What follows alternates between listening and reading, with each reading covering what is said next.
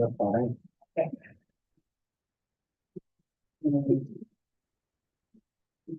Cameron, you ready? Right. All right, everyone, want to welcome you to the November Planning and Zoning Commission meeting. Welcome everyone that's came out into attendance, and I do want to make sure we have one of our commissioners zooming in. Caleb, are you there? Yes, sir, I am. Very good. Thank you. Just want to make sure. Yes, sir. All right, we'll just get started as always with the approval of our minutes from October the 28th. If you all have time to review, read, look over any amendments or changes, or would entertain a motion. I'll move to approve the minutes. Got a second? I'll second. Go ahead and roll call, Megan, when you get a moment. Adam Brown. Aye. Adam Vickers, Aye. Jeff Garrison. Aye. Susan Daniel. Hi. Trevor Branch. Aye. Alan Goldberg. Aye. Caleb Burger. Aye. Lacy Colbert. Abstain. Aye. Okay. Thank you. And moving along to, we do have this evening to welcome a scheduled some visitors to go over a traffic impact studies presentation from Toth and Associates. Cameron, would you want to introduce them for us this evening? Yeah, Derek Estelle with Toth and Associates is here this evening to present the traffic study information. Thank you. Good evening, Chairman, members of the Commission. My name is Derek Estelle with Toth and Associates, and I'm here to speak to you tonight about traffic studies. My intent is for this to be a fully interactive presentation. So by all means, if you guys have any questions during the presentation, feel free to stop me and ask questions. So as you know, we work very closely with the city of Ozark when it comes to traffic studies and reviewing plans. Toth and Associates is actually the on-call engineer for Ozark Special Road District as well. So we work hand in hand with everyone in the room here. So I'll be your presenter today. Like I said, my name is Derek Estelle with Toth and Associates. I'm in the civil department there, and I specialize in transportation, traffic, just civil site design, basically everything civil related. So to tell you a little bit about Toth and Associates, we are a full service engineering firm out of Springfield on Republic Road. We specialize in all things engineering, specifically civil engineering as it relates to transportation, traffic, site development, stormwater, and utilities as well. We do other things as well. We do electrical engineering, structural, GIS, grant writing, and other things. But anyway, a lot related to the site development and traffic. So what is a traffic study? A traffic study is a comprehensive investigation of a transportation system in a specific area to determine the potential traffic impacts of a proposed development has on the existing road system. So in a nutshell, that basically just means what impact is a development going to have on the roadway system? What are they intended to accomplish? So essentially, these traffic studies are intended to give us an idea of what those impacts are going to look like, what improvements are necessary, if any, or are there other considerations that need to be taken into account, such as safety or multimodal considerations, things of that nature. Now, there are some things that a traffic study doesn't do. So what are some things that a traffic study is not intended to accomplish? They're not intended to determine whether development is appropriate. That's what the land use development code is for. That's what you guys are here for, is to determine how appropriate that development is for the specific land use. It's not intended to be used as a citywide land use planning tool unless the study is specific to that. Now, obviously, this study can be used for evaluation of other nearby developments, but essentially it's intended to be specifically focused on whatever it is looking at. It's not a final design. So if there are recommendations that come out of a traffic study, those improvements will still need to go through a full design process before they're actually able to be built. And then the last thing, and probably the most, how should I say, the most impactful piece of a traffic study is it's not intended to address pre-existing infrastructure deficiencies. For example, if there is a development that's coming forward and, you know, there's a roadway that's already congested, that development's not, or that development should not be required to address any pre-existing deficiencies. It's only required to address the deficiencies that it is creating as a part of that development. So when is a traffic study necessary? So there's a lot of words on the screen here, but to kind of break it down for you, there are certain thresholds that establish when a traffic study is necessary. Back, if you'll go back before 2018, the city of Ozark really didn't have a comprehensive set of traffic impact study guidelines. In 2018, Ozarks Transportation Organization had recognized that there was not a regional set of guidelines that everyone could consistently follow when it came to traffic impact studies. And so OTO, they brought in an outside consultant from Minnesota. It was SPAC Design Consultants, and they basically evaluated the Springfield and surrounding communities, the OTO metropolitan area. They evaluated their traffic impact study guidelines and how effective they were at communicating to developers or anyone who might be looking to come into the community on what it would take to get their traffic impact study guidelines up to, you know, what would be necessary for any particular community.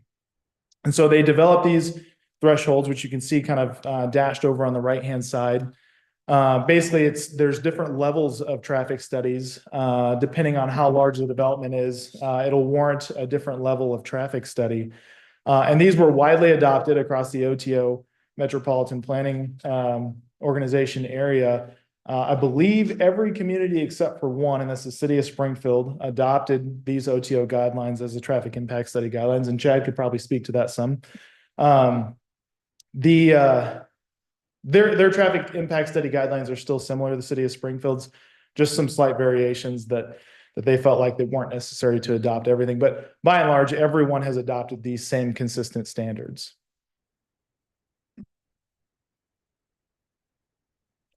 So now just taking a look at the development process and when a traffic impact study is typically required throughout that process. So here you can kind of see a general timeline. Obviously, there's some variations for what that looks like.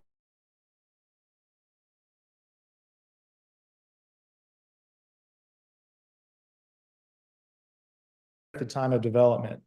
I believe the city of Ozark has adopted guidelines or policy here recently that basically requires a traffic impact study to be submitted at the time of preliminary platting. In fact, there may be some developments here today that actually have submitted a traffic impact study as a part of their preliminary plat. Now that's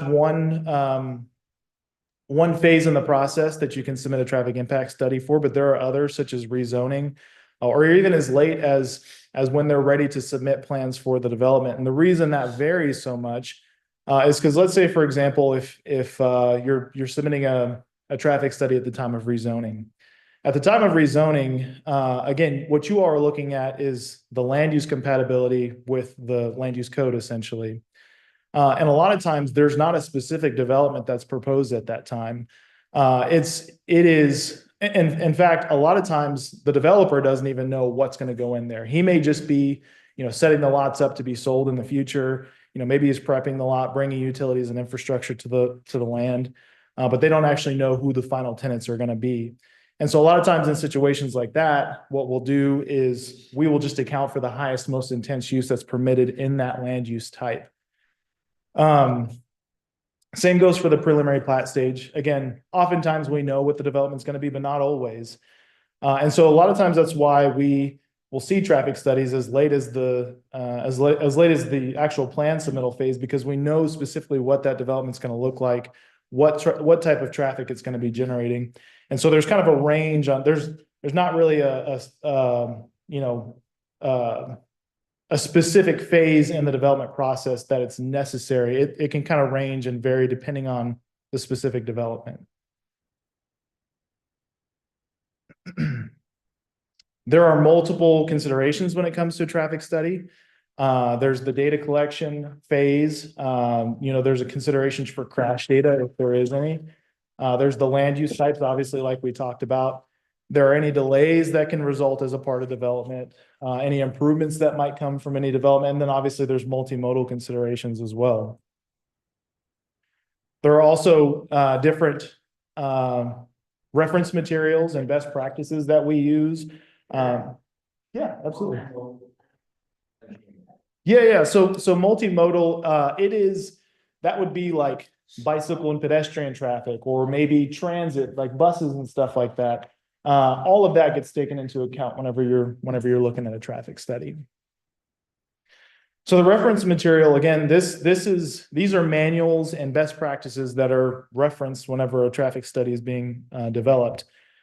Like for example, the ITE Trip Generation Handbook, that is a handbook with, I would say, probably tens of thousands of data points from studies that have been conducted across the nation that essentially determine how much traffic is generated by this specific type of development. It ranges anything from schools to coffee shops to residential single-family homes. There's a full spectrum of different developments, and these manuals help basically allow us to understand what that impact is gonna look like on the transportation system.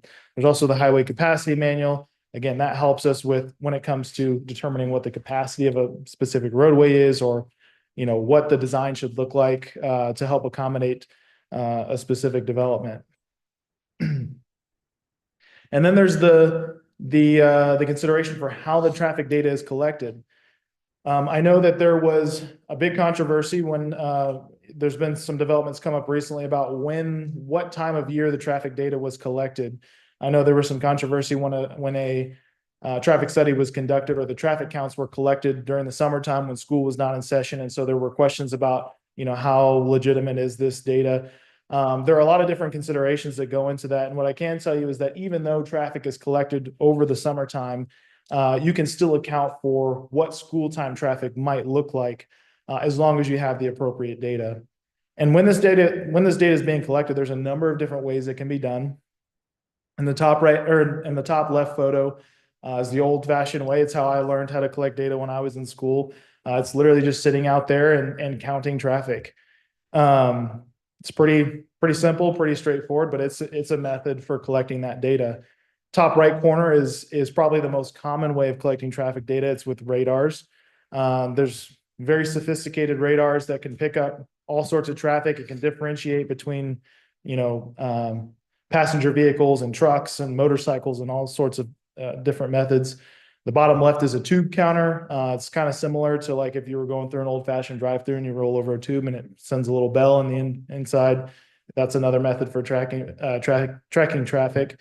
And then the bottom right is probably the most, I guess we'll say it's the newest method for collecting data. And it's essentially just collecting data from the cloud. If you can believe it, there is a substantial amount of data in the cloud that can tell us how much traffic is in an area. It's pretty crazy to see some of the data that's out there.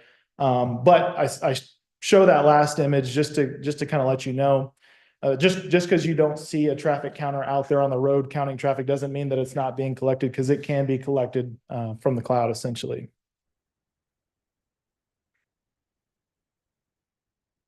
So who reviews a traffic study? So on here, I've got obviously City of Ozark, MoDOT, Ozark Special Road District, and Christian County. Any one of these jurisdictions or all of these jurisdictions could be reviewing a traffic impact study simultaneously. It all just depends on what roadways within the system are being impacted, and it could be multiple at the same time. We work together. I work very closely with Cameron and the Public Works Department and everyone to make sure that the review comments that we're providing are consistent with one another. So we're not giving feedback to a development that's going to be inconsistent with one another or contradict each other. So we work closely in that regard. And then obviously there's different requirements. MoDOT's requirements look a little different than maybe the City of Ozark's might. And so we have to take that into consideration when we're working together.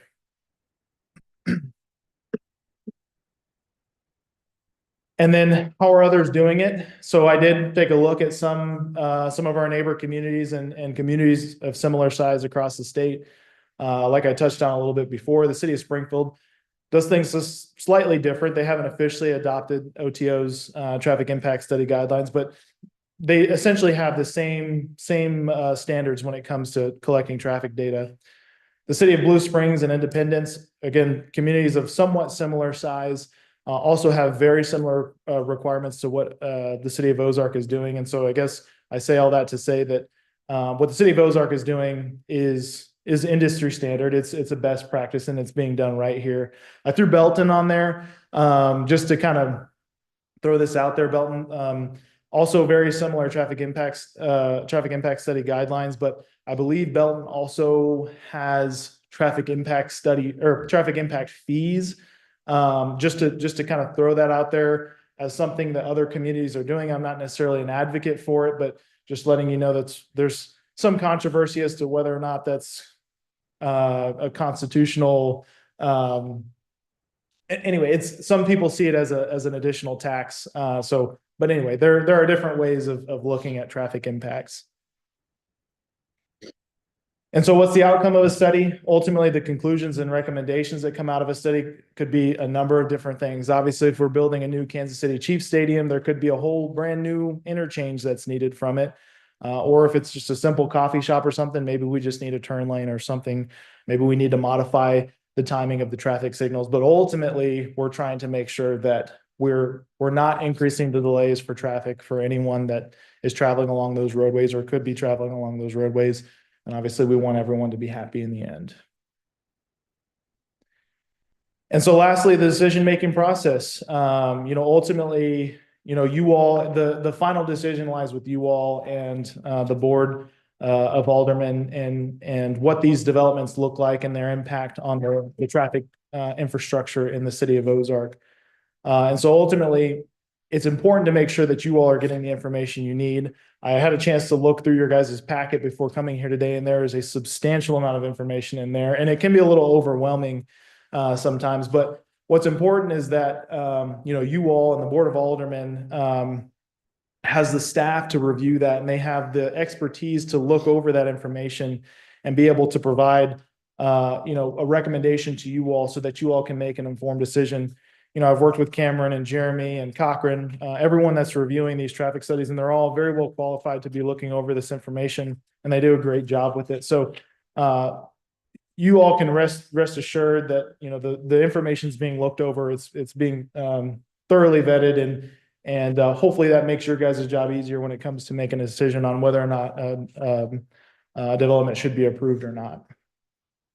So with that, I guess I'll open the floor for any questions that you all might have.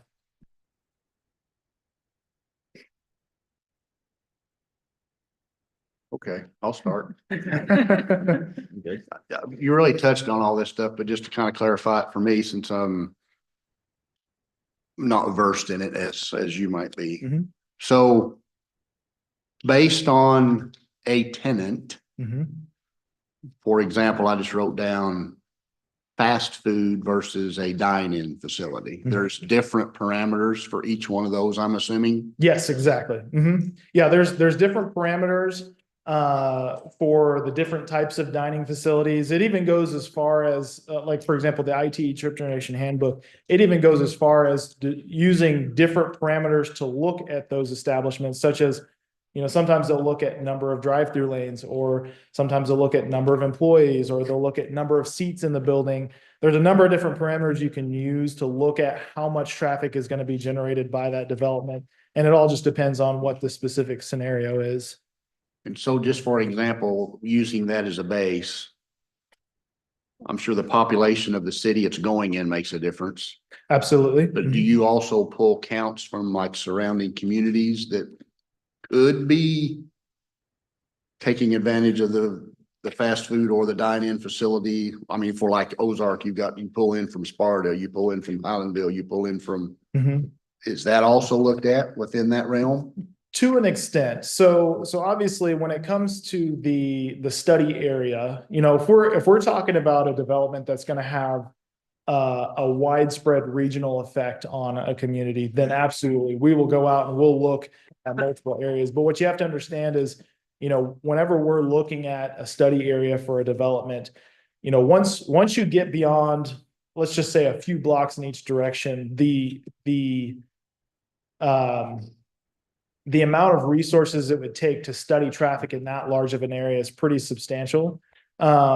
And so that's actually when something like the cloud data we're talking about comes in handy quite a bit, because you don't have to send, you don't have to have boots on the ground to go out there and actually establish traffic counters. So it can be done, but like I said, that's where it comes to having your staff, the professional staff with the expertise, to kind of rely on them to say, did we study a large enough area when it comes to this traffic? If it's a smaller development, maybe we look at a little smaller area. If it's a larger one, maybe we look at a larger area. Maybe like a Walmart might bring in people from further away. So it's just it's somewhat it's somewhat subjective in that regard in terms of how large of a study area do we look at. But ultimately, like I said, I like to say that no one in this town knows traffic better than you all, the people that live here, and the people that have to get the calls from people every day, like Cameron and Jeremy. They know where the impacts are going to be, and they know what to look for when it comes to those traffic studies being submitted. Okay. Thank you. Hmm. Anyone Yes. else? Oh, sorry, go ahead. So, Take it's your. sorry. Just a quick piggyback question on him. Like, when you look at a place like Chick-fil-A, like, I mean, Chick-fil-A totally changes like some of the traffic. Like, is that brought into play, or is that something where, like, I know we're looking at something later on today where they say like a fast food restaurant. Does that ever come across? Do they ever communicate that with you guys and say, hey, Chick-fil-A is a factor, and does that make a difference? Because I mean, I'm just trying to think, but I know that's significant different than every other drive-through place, it seems like. Absolutely. If it is known that it's going to be something like a Chick-fil-A, Yep. a lot of times we will ask Chick-fil-A directly for their traffic counts. A lot of times, an establishment like Chick-fil-A will have their own traffic counts that can provide that. And frankly, a lot of times that is more valuable information than what we can get out of any manual. Now, also something else to consider is a lot of times we don't know that it's going to be a Chick-fil-A, or Chick-fil-A is not ready to announce that they're going to be a tenant in development. And so unfortunately, in that circumstance, we can only account for what we know. And so in that case, we basically just have to refer to what we have as our best practices in the manuals. Thank you. Go ahead, Ed. As part of your studies, do you make certain infrastructure recommendations when it comes to, like, do you make any conclusions based on expertise, or do you just present data? No, absolutely. Recommendations are a part of the study. So ultimately, not only are we looking at the data and what that impact looks like, we are making recommendations for what infrastructure improvements are necessary to accommodate that development, whether that's, like I said, whether that's a new interchange or Right. the adjustment of traffic signal timing, a new turn lane, Mhm. whatever it may be that's necessary to support that development, that is a factor. Not only does that become a recommendation of the study, but that improvement itself gets studied in the study as well. So what does the traffic look like before the development? What does the impact look like with the development? And then what does that impact look like after the improvements are made to support the development? Gotcha. Thanks. Mhm.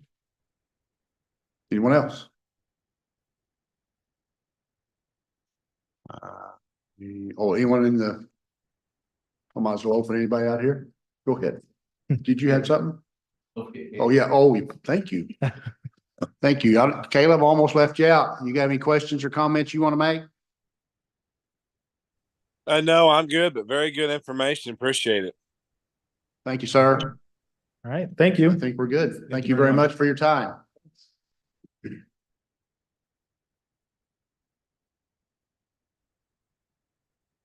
All right, well, we'll move right on. We have no unfinished business to attend to, so we'll jump right into our new business for this evening.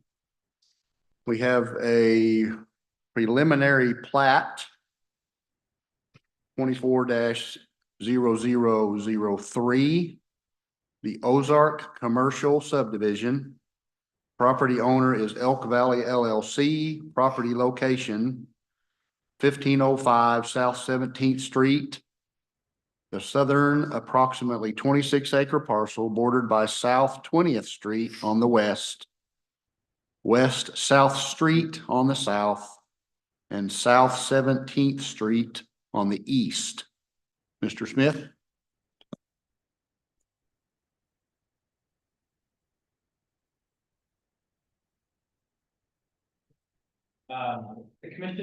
The commission may recall a few months ago, you considered or looked at the annexation and zoning request for this parcel. This is the property just north of Walmart, the vacant 20+ acre field out there at this time. The applicant is submitting the preliminary plat for the Ozark Commercial Subdivision. On the screen, you'll see the red indicates the zoning of commercial.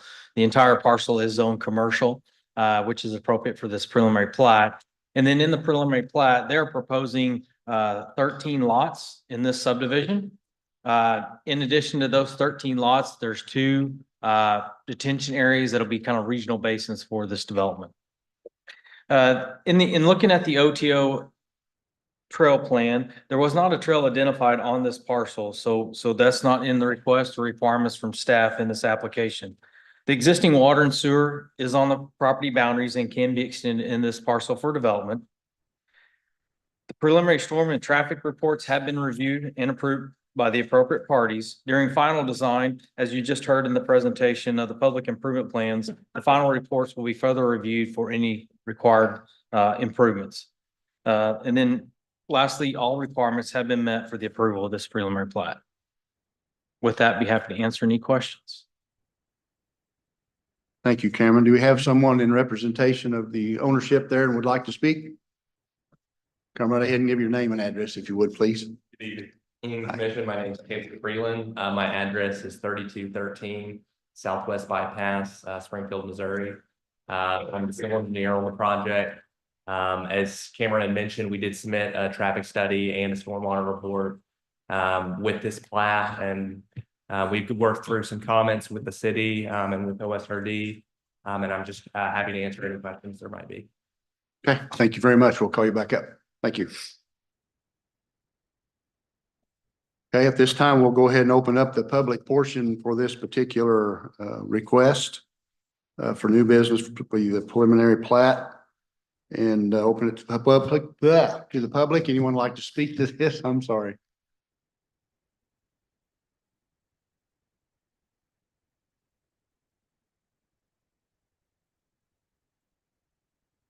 Jeannie McFall, 1324 East Warren Avenue. I just had a question about the intersection onto 17th Street. Will that line up with the road that's already there with Walgreens, behind Walgreens parking lot? Yes, the intention is for that to align with Waverly on the screen there. So that road, kind of the gray shading of that road, that's kind of the east-west area of Waverly that does align with the road behind Walgreens at that intersection. Will there be a stoplight there? That is a hard view coming up. Yeah. People flying up that hill. And I'll let the applicant address that a little more in detail if needed, but no, at this time, I don't think it is findings that a stoplight is required. There's an existing stoplight to the south. However, in working with our police department and other entities, we'll further evaluate the potential of a right turn right out at the intersection if it's needed. Okay. And then the other one will line up with Walmart stoplight. Yep, when that On that stoplight was completed, it was actually designed for this, and so there's a little bit of improvements on the turn lane. But yes, it does align up with that stoplight. Okay, thank you. Thank you. Would you like to make any more additional comments to that question? Or are you good? Okay, all right, very good. Anyone else? Yeah, Eddie, come ahead. Eddie Campbell, 5615 North 11th Avenue, Ozark. Following up on Ms. McFall's question, the 20th Street, will it have right in, right out? Or will it just be, or will it, you be able to access that from both directions? Yes, let me see if I can get the packet pulled up here, see if it shows it well. 20th Street is actually owned and maintained by MoDOT. But I believe there is anticipation of on South Street to extend the median so that it could only be a right in, right out only, and maybe a left in. Hey. Could you come up and answer it for us up here where everybody can hear? Yeah. Yes, so at 20th Street, we're going to be restricting the left in. Or sorry, we're allowing the left in, but we're going to restrict the left out. Can you switch my screen? I'll show that. Sorry, I was trying to get.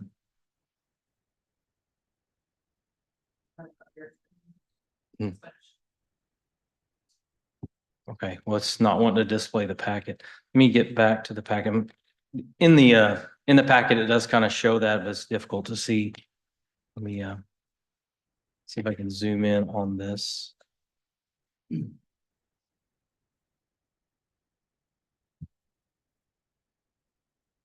can go straight across the, you just need to to go on the South Street. Okay. Let's see if we can get that. Yeah. Cameron's trying to work towards that here. Yeah. There we go. So if you can see on the screen, there's an existing island there. That'll be extended to prevent traffic from coming out on 20th and going left or eastbound. And then in addition, the island on the eastern side of that same, so they can allow for a left turn in, but again, it's blocking any left turns out of 20th. And then it'll have the free right in, right out. That's Okay. the proposed concept based on the traffic Right. study findings. Currently. Yep. Currently. Anyone else? You can come up again if you want.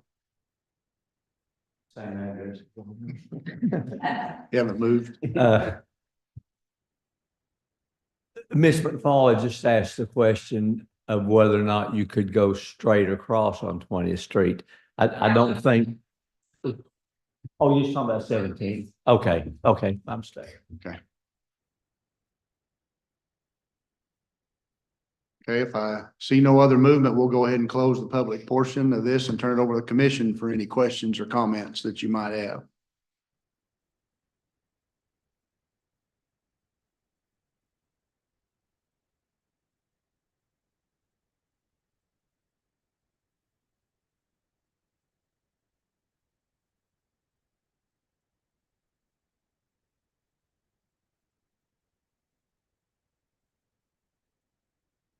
A lot of information given.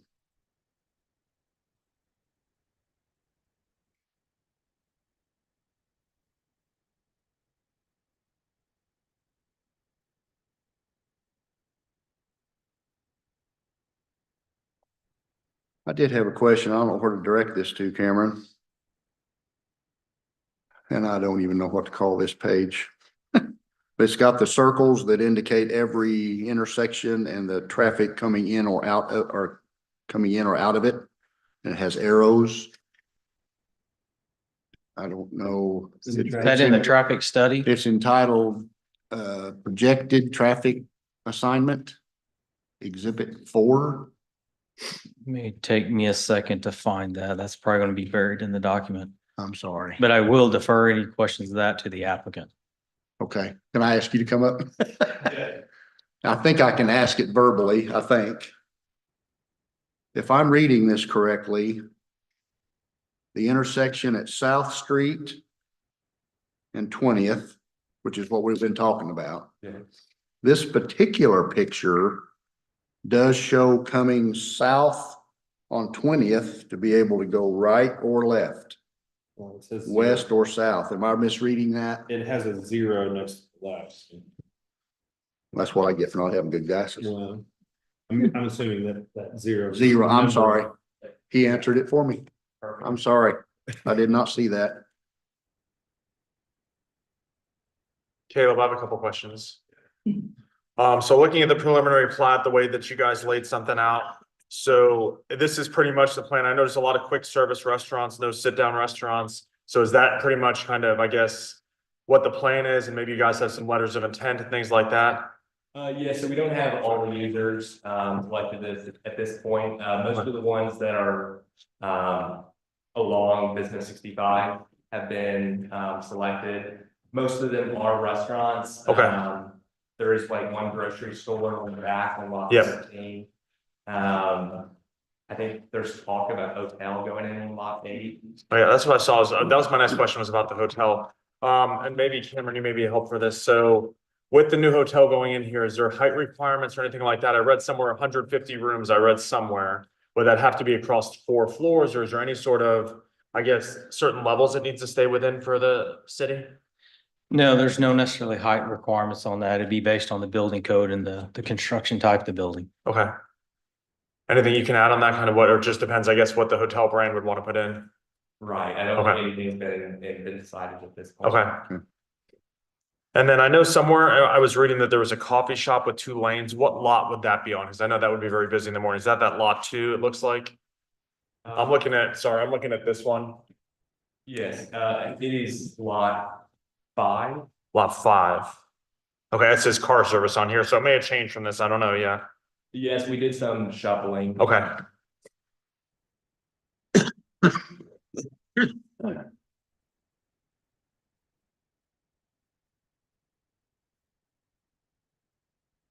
I'm just gonna ask, I know you don't have to answer, you're not willing to disclose any of the properties or anything that's planning on coming in, or is there anything new to Ozark or anything like that, or existing things? At this point, I Okay. don't feel like. I just don't figured I would feel ask, that's like- fine. My son wants a 7-Eleven. I know there's none in Southwest Missouri, so. Okay. Anyone else on the commission? You can go ahead and sit down if you like. We'll call you back.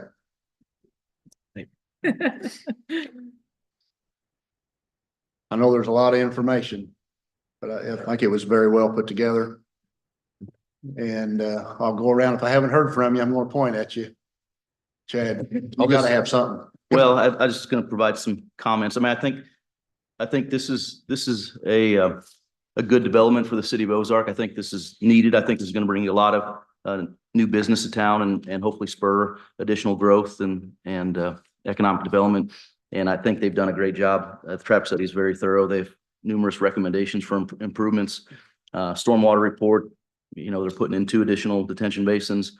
The runoff is going to be less than what is there today as far as the rate. So, yeah, I think it looks really, really good and I plan to support it. Thank you, Chad. Next, Adam, I'm good. you sure? Okay, Trevor, Yes, sir. Lacey, Pete, Suzanne, you sure? Okay. That's, yeah. Caleb, you're up. How are you? You got anything to say? Questions, comments? No, I'll piggyback off what was said earlier, though. I think it's a good development and also in support of it. Okay, thank you very much. Yep. Hadley, anything else? I got a motion to make if everyone. Well, hang on a minute, because I got one. Yeah, okay, that's fine. I'm trying to find my page and I apologize. I had the page number written down at home, but my computer didn't number it like. Yeah. It took me a while to look at the pages. And Cameron, you may be able to help me here. It was specifically towards the assignment of ownership of 17th and 20th within this document somewhere.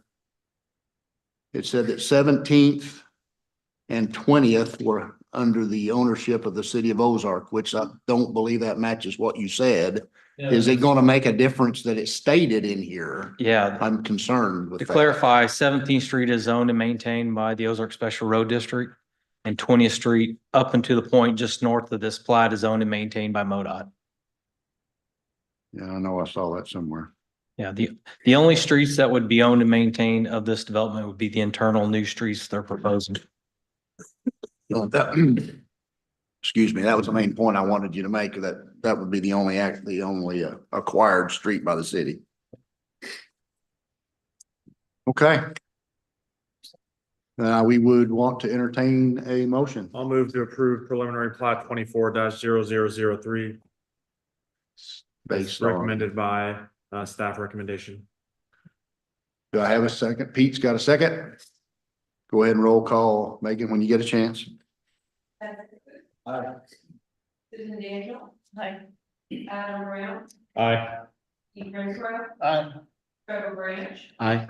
Lacy Fuller. Aye. Caleb Burger. Aye.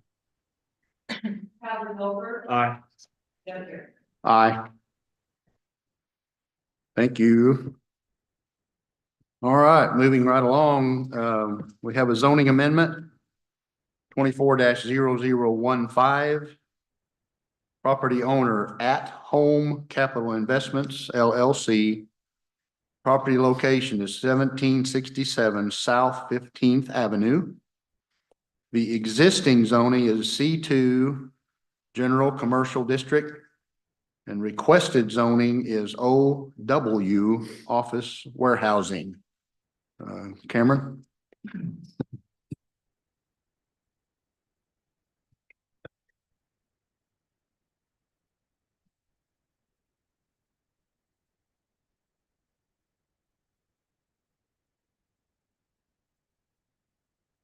Yes, the zoning amendments 24-0015 to rezone approximately 1 acre at 1767 South 15th Avenue from C2 General Commercial to OW Office Warehousing. Just for reference, in this location, at 15th and Highway 14 on the southeastern side of the intersection is the Barnes Funeral Home. Just north of there is the Dollar General. So just for reference, that kind of places it in the city. This is the existing storage facility on the western side of 15th Street in this area here. The property is currently a legal non-conforming property. There is an existing expansion of that storage facility on this parcel, in which makes it a non-conforming due to this commercial zoning. The surrounding zoning and use is commercial to the north with the storage facility, commercial to the east and vacant, residential to the south with the residence, commercial and residential to the west with the residence and a home business. The property can be serviced by city water and sewer and is currently available on the site. Additional development will require a storm hydrology report and review of a traffic impacts to determine if any additional requirements are warranted. There are no environmental features that are identified on this site. In evaluating the zoning requests per city code, looking at item 1, relatedness of the proposed amendment to the goals as outlined in the city's comprehensive plan. Land use development goal 1, provide the opportunity for future growth, with objective 1, manage growth in a manner that creates a compact contiguous development patterns. This parcel is currently within the city limits and is surrounded by city limits on all sides, which provides an opportunity for infill development that is compact and contiguous. Looking at objective number 12, ensure future development is compatible with adjoining streets. The parcel is along 15th Avenue, which is a commercial street and a suitable street classification for commercial development. The future land use map does recommend a future land use of industrial for this parcel. The requested zoning of office warehousing district would be an appropriate alternative to the recommended future land use, as it has a similar uses are allowed in both districts. Also, the office warehousing is a less intense use than industrial, which aligns more closely with the surrounding uses. Looking at item number 2, existing uses of the property within the general area of the property in question. The existing uses surrounding this property include a mini storage facility to the north, vacant land to the east with a compatible zoning, a single-family residential to the south, and single-family residential and a small commercial shop to the west. Currently, a storage facility exists on this property today. Future development would require a buffer yard C with fencing where the property abuts residential districts and a buffer yard B where the property abuts commercial districts. Looking at item 3, the zoning classification of the property within the general area of the property in question. The properties to the north, east, and west are zoned commercial, and then the properties to the south and west are zoned single-family residential. In reviewing item 4, the suitability of the property in question to the uses permitted under the existing zoning classification. The current zoning of the property again is C2 general commercial, and the existing storage facility is a non-conforming use. The rezoning of this property to office warehousing would bring it into compliance with the city code and then also allow future expansion of the current use. Lastly, item 5, the trend of development, if any, in the general area of the property in question, including changes, if any, which have taken place in its present zoning classification. Again, the property to the south was recently developed as a single-family subdivision and after the development of the existing storage facility. The southern residential development to the south also abuts an industrial development to the east. A parcel along 16th Avenue to the east was rezoned in 2021 from C2 general commercial to OW office warehousing to allow for storage of that site as well. The applicant did complete the required neighborhood meeting. The property's owner intentions are to rezone to allow for expansion of the current storage facility. Concerns noted by the neighbors, there were 9 neighbors present at the meeting. One of the questions was, will a new fence be added to the western property line? Are there any plans for the vacant property 2 parcels to the north? north of the existing storage facility. And then will storage units be added? Security concerns due to poor lighting, no security cameras and no gate, and then water runoff issues to the north of this property. The applicant's representative didn't provide a response. Staff recommends the applicant's representative address the concerns. And then lastly, staff's recommendations. All requirements have been met for the approval of the zoning amendment. With that, be happy to answer any questions. Thank you, Cameron. We have someone here to represent the ownership of the property. Would like to make any further comments? Good evening. My name is Cameron Hull. I'm with OWN representing the owner. Our address is 3213 Southwest Bypass. Just to, I guess, summarize here, like Cameron mentioned, the existing use of mini storage is not a permitted use under the existing zoning of general commercial. And so the owners would like to rezone it to office warehouse to bring it into a conforming use. There aren't currently plans to add storage units. Now with the rezoning that could be an opportunity in the future. Like Cameron mentioned, if storage units are added to the property, they'll have to comply with the buffer yard requirements.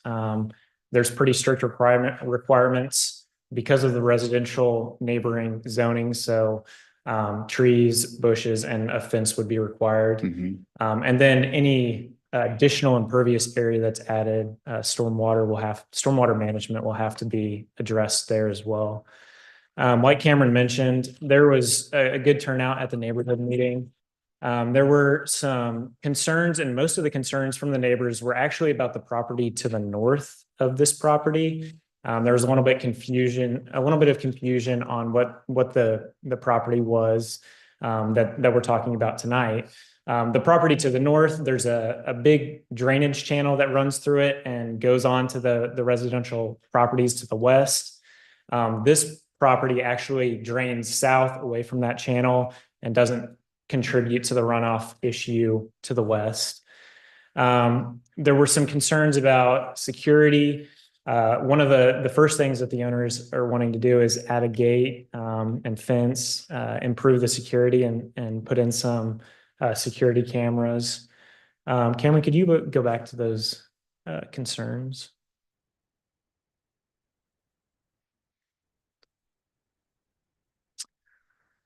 So let's see. Are there any plans for the vacant property, 2 parcels north? That the owners don't own those properties currently, so no. Storage units be added. Like I said, they could be added in the future with the approval of this rezoning, but currently they're not planning on adding any. Security concerns, they do want to address the security concerns. Actually, a couple of the neighbors to the property to the west of this have come out in the evening to let their dogs out and have seen people getting into the storage units. And so that was a concern by the neighbors and something that the owners are wanting to address. And then, like I mentioned, the big one was the water runoff issues to the north, and this site doesn't contribute to those runoff issues. So I'm happy to answer any questions you guys might have for me. Okay, we'll call you back if we need to. All right, thanks. Thank you. Okay, at this time, we'll open it up for public comment or questions. And if you would try to stay within a 5-minute time frame, they'll keep you up here. So just your name and address, if you would, Okay, please. Shelby, and it's 1708 South 14th Avenue. We are to the west. We were the ones that had the concerns with security, which is a reason why we were hoping we could have a buffer, because we have none, and we are directly to the storage units.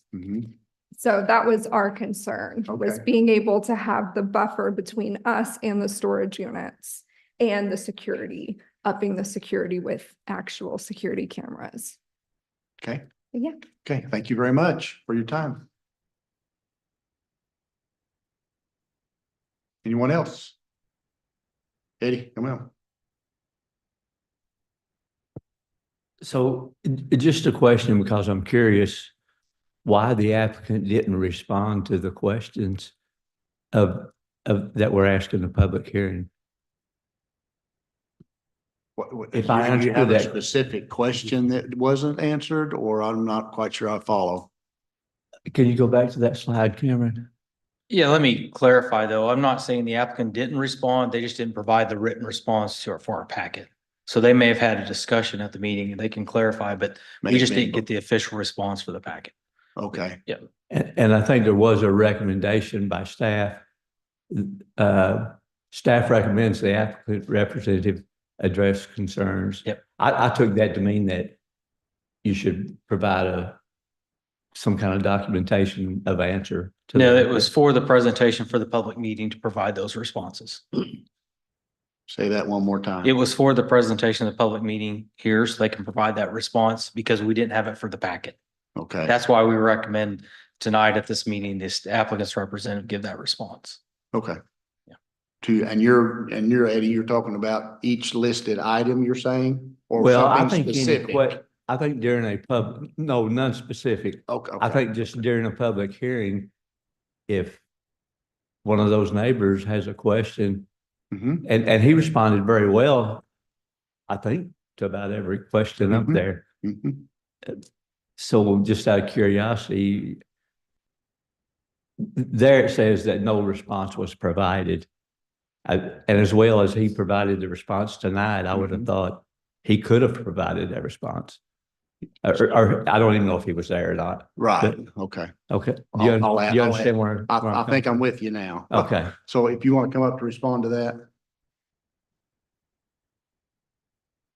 So those 5 bulleted items, those were a summary of the conversation that we had at the neighborhood meeting. The 9 applicants came out and these were a summary of the questions that were asked by the neighbors that showed up. I talked through all of these with the neighbors that came to the meeting. I just didn't provide a response on the submitted document. So I wrote down these questions. These were the questions that the neighbors had at the neighborhood meeting. And then tonight I went through those step by step, what our plans were Right, as far as those go. okay. So this was your handwriting then, right, for this? Yes, that's my handwriting. It's Okay. pretty good, isn't it? Thank you. Better than mine. Thank you. Yeah. Appreciate that response.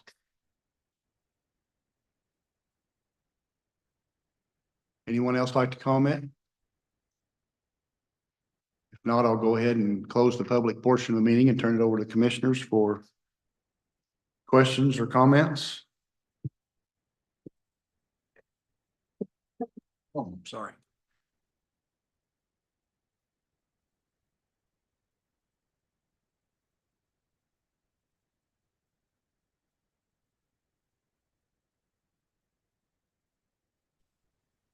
I just got a quick question, Beth. Oh, I'm sorry. Go ahead. So I know we're talking about this plat to be changed out of commercial. Does the one to the north also need to be changed out of commercial to be in compliance or no? Not currently the way it says, because there's not room to expand that Okay, parcel, okay. but however, I wouldn't be surprised if the applicant doesn't come back at a later date just to bring it into compliance. Okay. That was all my question. Thanks. Thank you. Go ahead, Adam. Yeah, I just wanted clarification on, the current is C2 general commercial. When the surrounding land use and zoning, when it says, like, for example, the north, gosh,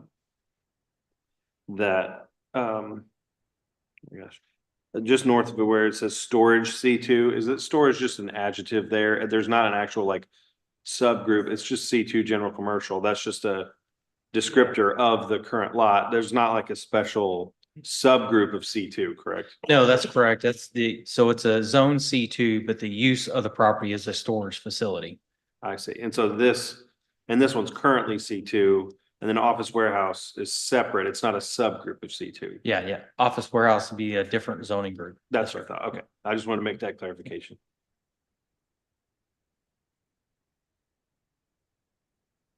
Cameron, the property to the north is, as Adam was alluding to, it is not under the same ownership, correct? If you look on the screen, so there's 2 parcels. Right. This one here is the same owner as this parcel, but the one up here that's vacant is a different owner. It's kind of got the big drainage way And that comes that's through. where I'm headed. That's Yeah. the one that's got the water runoff problem. Yeah. So Highway 14 That's kind of got a swell through it. That's a different Okay. owner, different parcel. Okay, understood.